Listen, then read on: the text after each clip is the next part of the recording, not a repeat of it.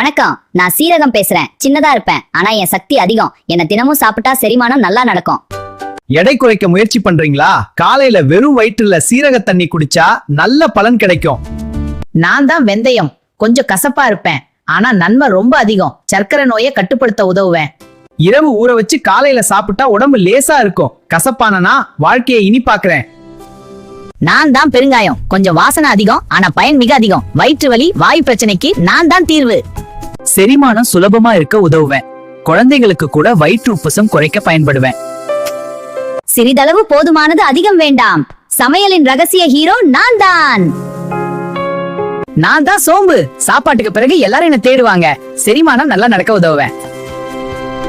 வாயு பிரச்சனை, வயிற்று எரிச்சல் குறையும். வாய் துர்நாற்றம் போகும். உடம்பு சூட்ட சமநிலையில் வைப்பேன். சமையல் அறையில இருக்கும் எங்களை மறக்காதீங்க. லைக், ஷேர் அண்ட் சப்ஸ்கிரைப் பண்ணுங்க.